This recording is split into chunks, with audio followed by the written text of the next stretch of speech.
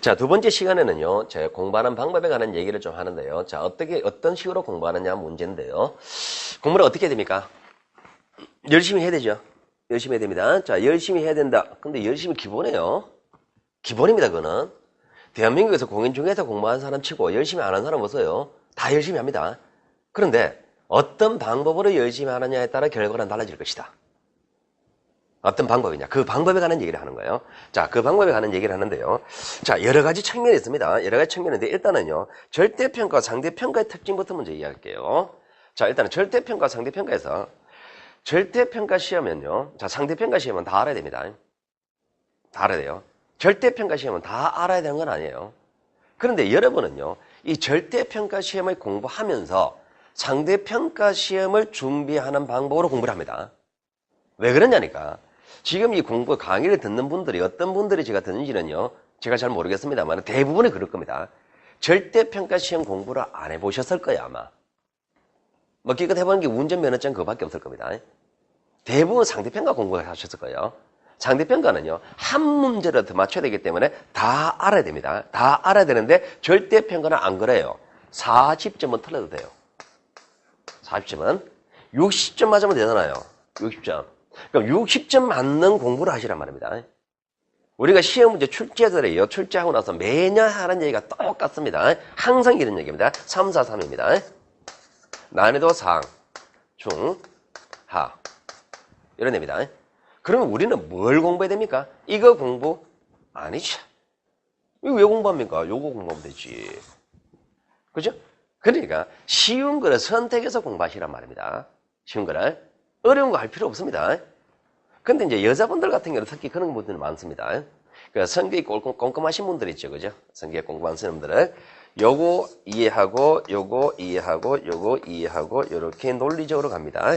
자, 요거 이해했습니다. 자, 통과됐고. 자, 요거 걸리네요.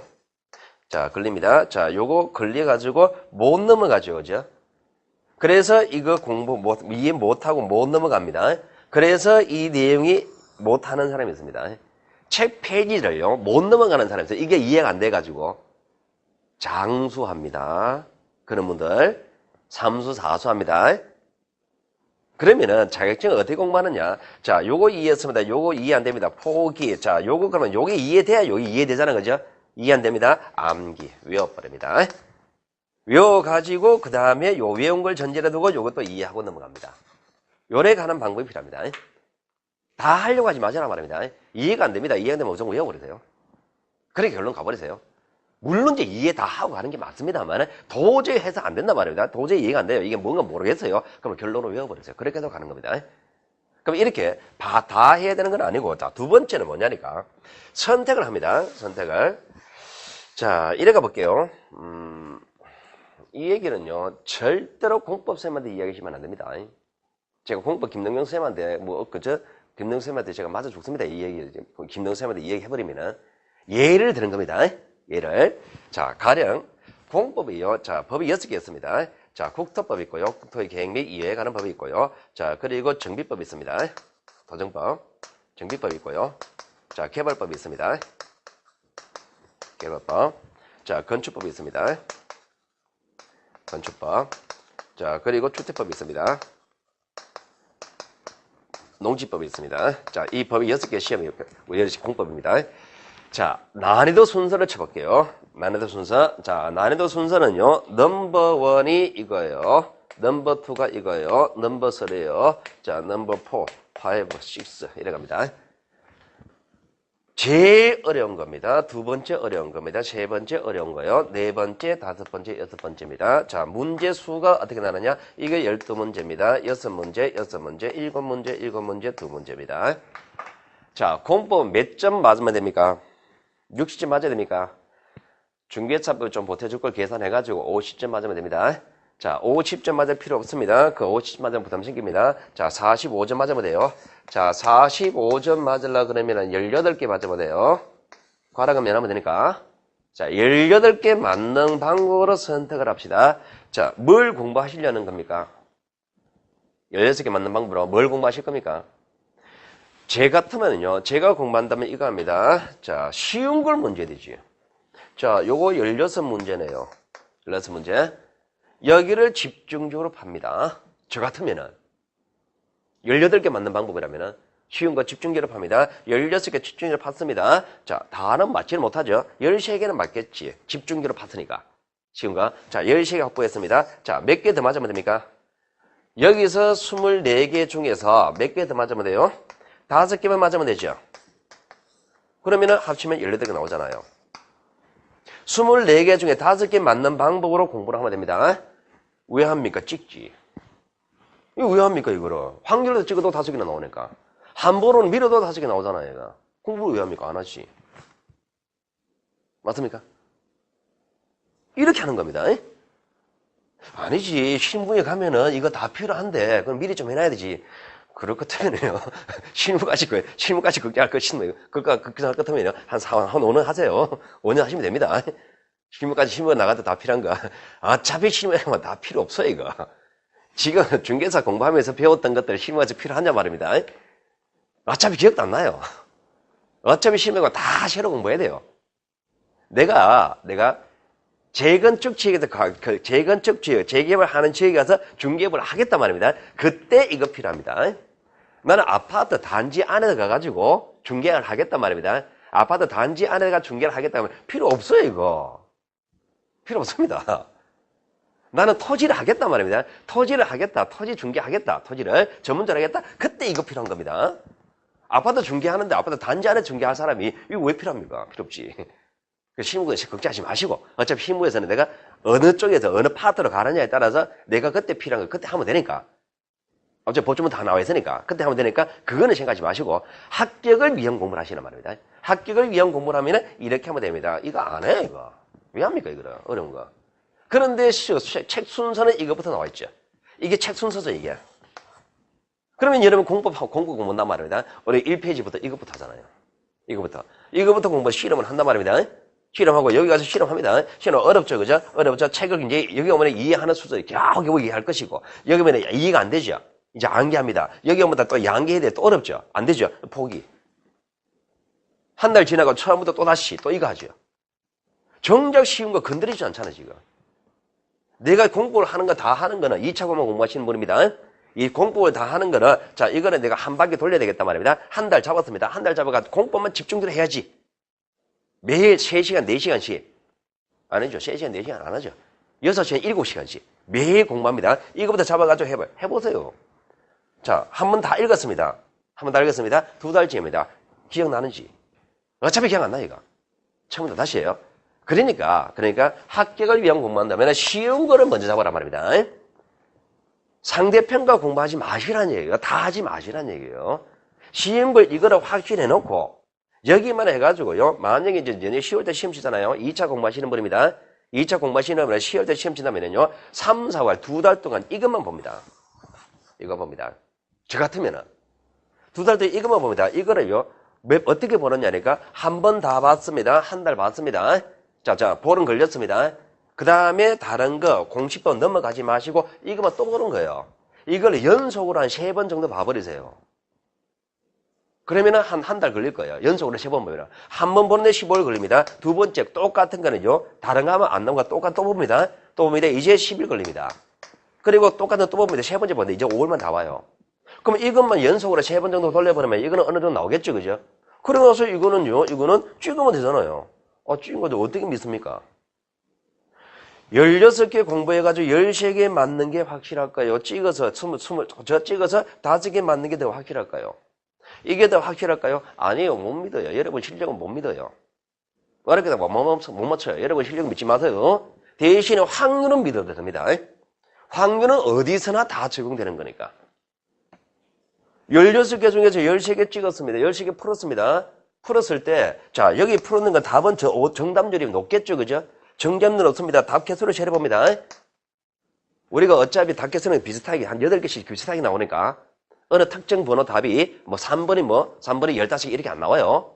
비슷하게 나오니까, 그러면 답 개수를 세려봅니다. 답 개수는, 3번이 제일 적네요. 그럼 3번을 한 번으로 다 밀어버려요, 이거. 그러면 5개보다 아니고 8개 정도 나옵니다, 이게.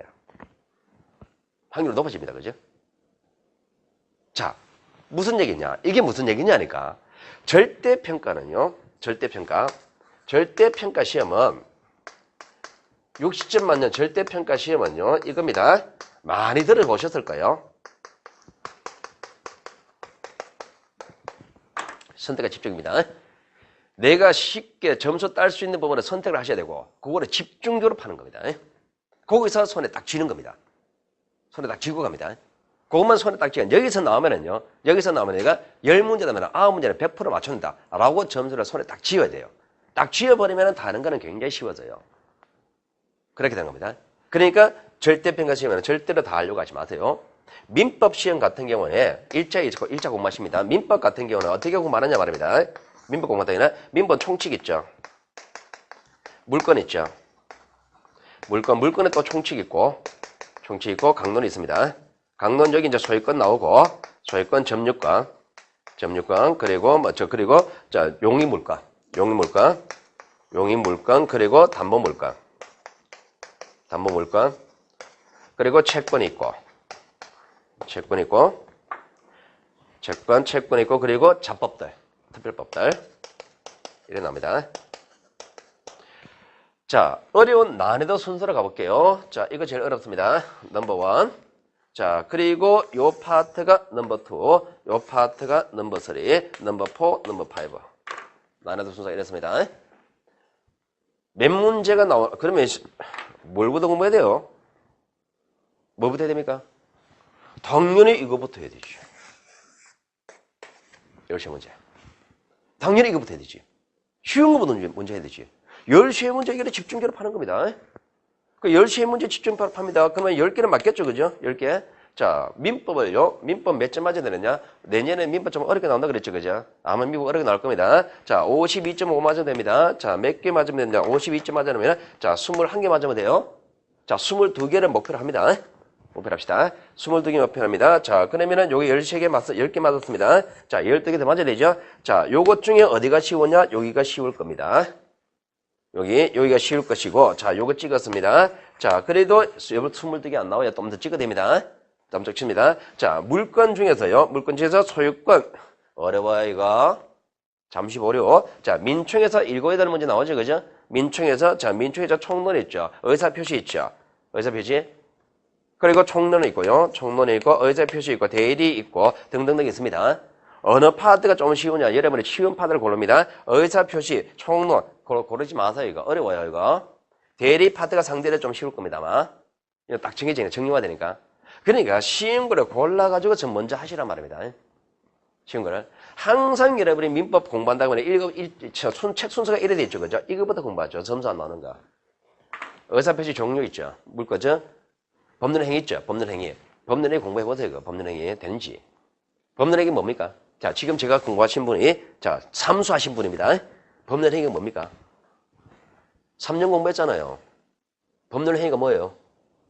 안 나와요. 법률행위, 의사표시, 이거밖에 안 나와요, 이거. 그러니까 3년을 공부해도 법률행위라는 개념이 안 나온단 말입니다.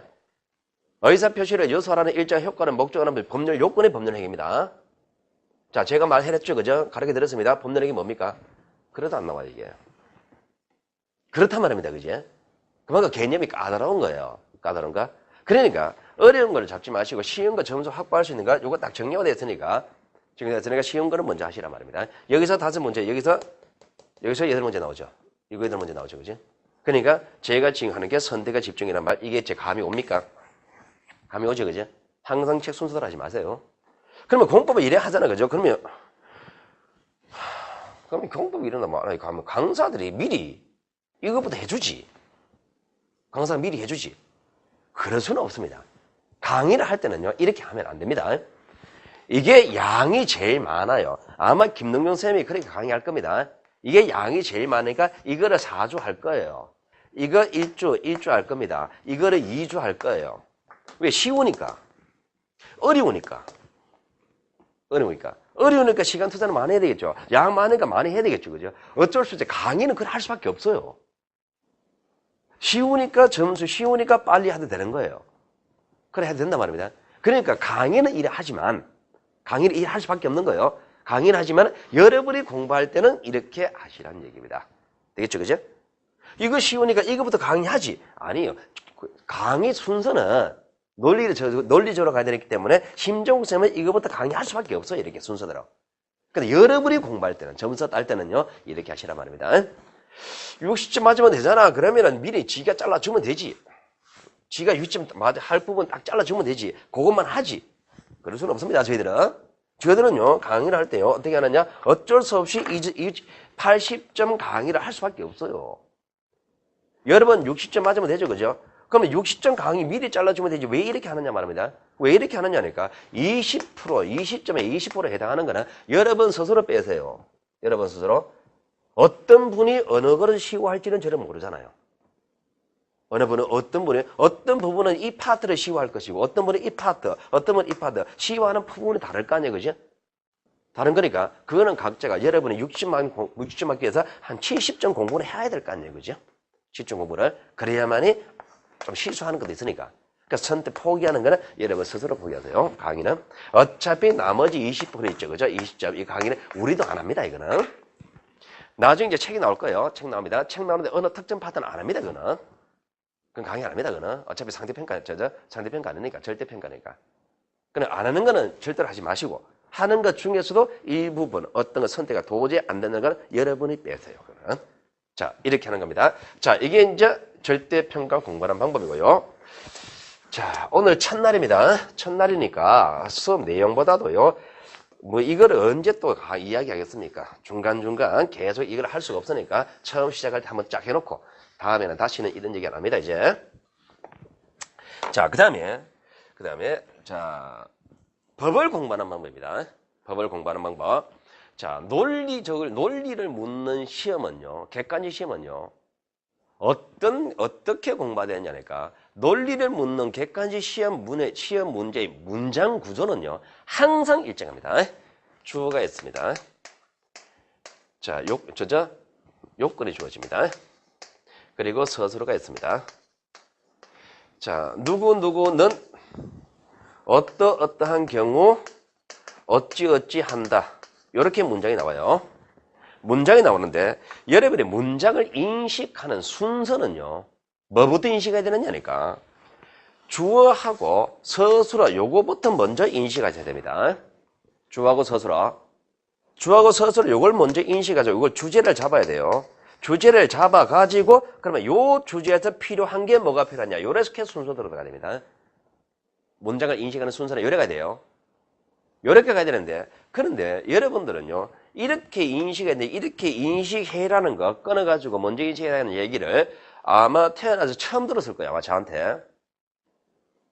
왜 제가 이제 이런 얘기하느냐. 제가 뭐 대단한 능력이 뛰어나서가 아니고 경험입니다. 공부는 죽으라고 하는데 열심히 하는데 점수는 안 나오는 그런 안타까운 모습을 제가 많이 봤단 말입니다. 공부하는 모습을, 점수 안 나오는 모습을. 그래서 제가 이제 고민을 하다가 이렇게 해야 되겠구나 하는 게 제가 이 말을 하는 겁니다.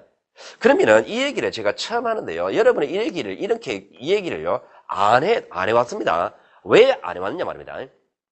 이 중개사 시험 공부의 특징 때문에 이런 얘기를 하는데요. 여러분은요 지금 뭐 제가 이 강의를 듣는 분이 어떤 연령대인지는 제가 정확히 모릅니다만 대부분이 아마 40대 중후반일 거예요. 아마 40대 중반입니다. 자, 40대 중반입니다. 45세 잡을게요. 45세, 자, 여자분입니다. 여자분은 공부합니다. 근데 45세 되는 여자분은요, 이 시험을 목적으로 공부를 해보는 게 몇 년 만입니까? 45세 여자분입니다. 남자분 같은 경우는 사회생활 하면서 뭐 직장에 성진 시험 치려고 공부를 쭉쭉 계속 해오실 겁니다. 남자분들은. 하신 분들이 많을 거예요. 안 그런 분도 있을 것이고. 그럼 이때 돼버리면요, 대부분이요, 어떤 특정 시험을 목적으로 공부하는 게 그건 20년 만이에요. 20년 만에. 공부를 안 하다가 20년을 공부합니다. 그럼 공부하는 감이 확 떨어졌고, 두 번째, 기억력이 현저히 떨어졌습니까? 기억력이 현저히 떨어진 상태죠. 여자분들 같은 경우는 애 한 명 놓을 때마다 IQ 20씩 떨어져 버리잖아요. 기억력이 떨어져 버리죠. 그런 경우 많으실 겁니다. 제 와이프도 그렇더라고요. 외출하는데 왼손에 지갑 들고요. 이방지방 뛰다가 지갑 찾으러 다니더라고요. 저도 보니까. 그 왼손에 있네. 그러니까. 이거 왜 있지? 그런 게 여러분의 기억력이다 말입니다. 그게 여러분 기억입니다. 그러면은 옛날에 이렇게 안 해도 되는 이유가 옛날에 10대 때 있죠. 그죠? 중고등학교 때는요. 기억력이 살아있다 보니까 처음에 이거 쭉 이렇게 읽으면서 이거 읽을 때까지 이게 머리에 기억되고 있어요. 이거 읽을 때까지. 지금은